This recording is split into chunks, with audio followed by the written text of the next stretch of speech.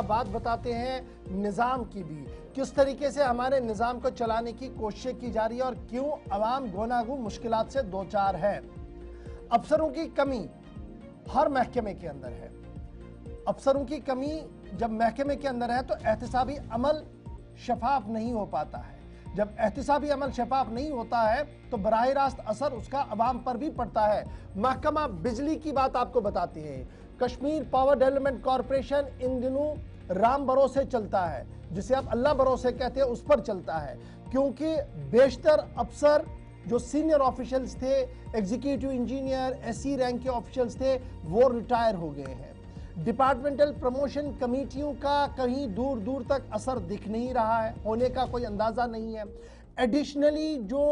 अब internal adjustment किया गया कि एक एक एग्जाम के पास 3-3, 4-4 डिवीजन दे दिए गए। एक एक एससी साहब जो है वो 3-3, 4-4 डिवीजन को देख रहा है, जिसकी वजह से अकाउंटेबिलिटी का फुकदान है, जिसकी वजह से अवाम गोनागू मुश्किलात से दो चार हो रही है। एक तरफ से अवाम मुश्किलों में है, दूसरी तरफ से डिजिटलाइजेशन के दौर में जिस शिद्दत के साथ काम करने की ज़रूरत थी और केपीडीसीएल को पर जितनी बड़ी जिम्मेदारी थी, वो नाकामी का एक बहुत बड़ी वजह यह भी है कि मैन पावर उनके पास उतना नहीं है जितना कैटर एरिया है, मैन पावर उतना नहीं है जितना स्टेशंस उनके पास है, मैन पावर उतना नहीं है जितने उनके एग्जीक्यूटिव डिपार्टमेंट्स के अंदर लोग होने चाहिए। ऊपर चलें तो चीफ इंजीनियर साहब आपको एडिशनली दिखेंगे कहीं ना कहीं, फिर डेप्यूटेशन पर कुछ लोग आपको नजर आएंगे। इंटरनली जो चीज़ें होनी चाहिए थी डिपार्टमेंटल प्रमोशंस के जरिए से, जेई से एई से एई से एग्जाम एससी और चीफ इंजीनियर तक आना चाहिए था, वो निज़ाम मफलूज होकर रह गया है, जिसकी वजह से आज भी दर्जनों अफसरान के पास इजाफी चार्ज है और दर्जनों अफसरान जब इजाफी चार्ज लेते हैं तो उसका असर अवाम को उठाना पड़ता है। अवाम गोनागू मुश्किलात से इससे दो चार हो रहे हैं।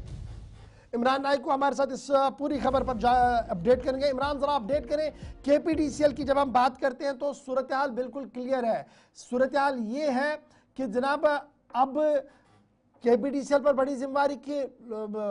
लाइनें लगानी है, डिजिटल मीटरिंग करनी है और इन तमाम चीज़ों को अफसरों को मॉनिटर करना। एग्जीक्यूटिव इंजीनियर से लेकर जेई तक, जेई से लेकर नीचे लाइनमैन तक किल्लत बहुत ज़्यादा है और आर्जी बुनियादों पर चलाने की कोशिश एक तरफ से की जा रही है। दूसरी तरफ से जो at the helm of affairs है, जो पावर मेकिंग डिसीजन मेकिंग लोग होते हैं, एग्जीक्यूटिव इंजीनियर, एससीज और चीफ इंजीनियर, वहाँ पर भी कमी है। क्या यही बुनियादी वजह है कि हम इस शोबे पर जितनी तवज्जो होनी चाहिए थी नहीं सरकार की, और अभी भी ऑन टॉप प्रायोरिटी नहीं, और यही वजह कि एक एक अफसर के पास 3-3, 4-4 डिवीजन है, 3-3, 4-4 जगहों पर एग्जाम इंचार्ज बना दिए गए हैं और काम कहीं पर भी नहीं हो पा रहा है। देखिए, ये जो हमारा केपीडीसीएल है या जो पावर डेवलपमेंट डिपार्टमेंट है, इस डिपार्टमेंट के मुतालिक एक आम तासुर, एक आम नोशन जो है पिछले 3-4 साल से वो क्रिएट हुआ है कि ये लोगों को हिरासत करने में इन्होंने कोई कोताही नहीं रखी, उसमें तो ये मास्टर है, पहले नंबर पे है इनका। लेकिन जब इनका काम देखते हैं तो वहाँ पे खुदा ही हाफिज है। जैसे आपने भी कहा कि ये महकमा जो है अल्लाह के ही भरोसे पे चलता है। कई सारे जो सीनियर इंजीनियर्स हैं, जिनमें एससीज हैं, एग्जीक्यूटिव इंजीनियर्स हैं, जो रिटायर हुए हैं और अब उनकी जगह पे कुछ इंजीनियर्स लाए गए, या तो उनको एडिशनल चार्जेस दिए गए हैं और या तो उन्हें फिलहाल इंटरम चार्जेस दिए गए हैं, यानी आरजी चार्जेस दिए गए हैं। और इसका डायरेक्टली जो इम्पैक्ट है वो महकमे के इंतजामी उमूर पे पड़ता है। जो डिपार्टमेंट के जो एडमिनिस्ट्रेटिव अफेयर्स है वो मुतासर हो रहे हैं और कुल मिला के सारा जो डिपार्टमेंट है वो मुतासर हो रहा है। और यहाँ मैं ये बात कहना चाहूँगा कि ये जो जम्मू कश्मीर सरकार ने एक ऐसा सिस्टम क्रिएट किया है, न सिर्फ केपीडीसीएल में, पावर डेवलपमेंट डिपार्टमेंट, बल्कि हम देख रहे हैं कि सरकार के हर महकमे के अंदर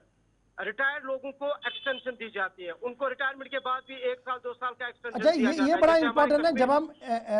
ईडी बडगाम की बात करें, ईडी पुलवामा की बात करें, ईडी बटमालू की बात करें, पामपोर की बात करें, प्रोजेक्ट डिवीजन बारामूला की बात करें, SC project division left right wing की बात करें, तो हर जगह आपको एडिशनल चार्जेस दिख रहे हैं और एक एक अफसर के पास 3-3 डिपार्टमेंट्स हैं। इसी तरीके जब आप एग्जेंस की बात करें, एग्जीक्यूटिव इंजीनियर्स की बात करें जो हाल ही में रिटायर हुए हैं,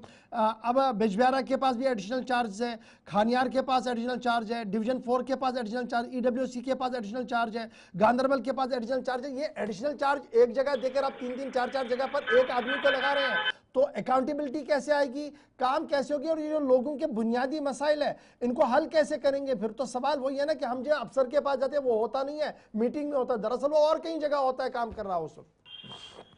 देखिए, यही तो सवाल है, यही तो मतलब डिपार्टमेंट की खामी को जाहिर करती है, यही तो इनकी इस इनएफिशिएंसी को जाहिर करती है, यही तो डिपार्टमेंट की जो नाअहली और गैर संजीदगी है उसको जाहिर करती है। ये क्लेम्स करना, मीडिया के थ्रू स्टेटमेंट्स जारी करना, लोगों को डराना, फिर एफआईआर की धमकी देना कि आपने बिजली इतनी ली है, आपने हुकिंग की है वगैरह। लेकिन अंदर जो खुद के इस घर को आग लगी है, घर के चिराग से पहले आप अपना घर ठीक कीजिए, बाद में बताइए लोगों को कि आपने ये गलती की है। और जिस तरह से जो हमें डेटा बता रहा है कि वो कोई डिस्ट्रिक्ट नहीं है जहां पे इस डिपार्टमेंट ने, केपीडीसीएल ने एडिशनल चार्जेस इंजीनियर्स को नहीं दिए हैं, और कहीं इंटरम जो है चार्जेस दिए गए हैं, यानी आर्जी तौर पर डिपार्टमेंट के अंदर इंजीनियर्स को रखा गया है, चाहे वो एससीज हो, चाहे वो एग्जीक्यूटिव इंजीनियर्स हो, चाहे वो दीगर जो ऑफिशियल से डिपार्टमेंट के अंदर। सो कुल मिला के बात यह है कि खामी है, और सबसे इम्पोर्टेंट बात जिसका आपने जिक्र किया कि अकाउंटेबिलिटी कैसे होगी। एक तरफ से दावा है कि हर इदारे को हमें अकाउंटेबल बनाना है, एहतसाब करना है, लेकिन जनाब आपके इदारों में एक एक बंदे के पास चार एडिशनल चार्जेस हैं, तो जाहिर सी बात है कि आपके ऑडिट पर, आपकी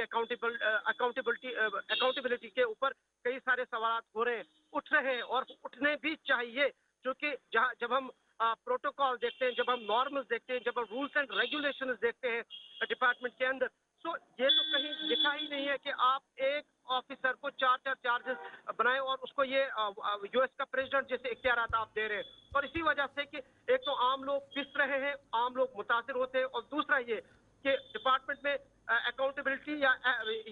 एहसाब जिसे हम कहें उसका फुकदान देखने को मिलता है। और सबसे बड़ी बात यह है कि डिपार्टमेंट का जो नॉर्मल वर्क है, डिपार्टमेंट का जो नॉर्मल काम काज है वो मुतासिर होता है, और उस मुतासिर होने से जो आम लोग हैं, जो आम लोगों के लिए जो महकमे बने हैं, आम लोगों के लिए जो ये टैक्स पेयर्स के पैसे पर जो सैलरी लेते हैं, वही आम लोग बेचारे सफर करते हैं, उन्हें मुश्किलात का सामना करना पड़ता है। अब उम्मीद यह है कि अब मैं ये कहना चाहूंगा कि ये सिर्फ केपीडीसीएल की बात नहीं, आप देखिए मैकेनिकल एंड जो हमारा इंजीनियरिंग डिपार्टमेंट है, जो जिसका काम है स्नो क्लियरेंस करना, जो हमारे हॉस्पिटल्स के अंदर हीटिंग अरेंजमेंट देता है, हॉस्पिटल प्रोटोकॉल है, मैकेनिकल डिपार्टमेंट जो हमारा है, वहाँ भी यही सूरत हाल है। कल ही 2 रोज कबल उन्होंने एक पोस्ट किया था, वहाँ पे भी हमें पता चला, जब हमने भी वहाँ कुछ अंदर से कुछ मुलाजमिन से बात की, तो वहाँ चीफ इंजीनियर है ही नहीं, एससी तो है ही नहीं, दीगर कई सारे लोग जो है वो रिटायर हुए हैं, एक एक बंदे को एडिशनल 3 2 चार्जेस दिए गए हैं, और यही सूरत हाल बाकी डिपार्टमेंटों की है। और अनफॉर्चुनेट पार्ट हमारे सिस्टम का ये है कि यहाँ हम गवर्नमेंट देख रहे हैं कि जो रिटायर होते हैं उनके जो टेन्योर में एक्सटेंड किया जाता है, उनको एक्सटेंशन दिया जाता है, और जो डिजर्विंग लोग हैं, जो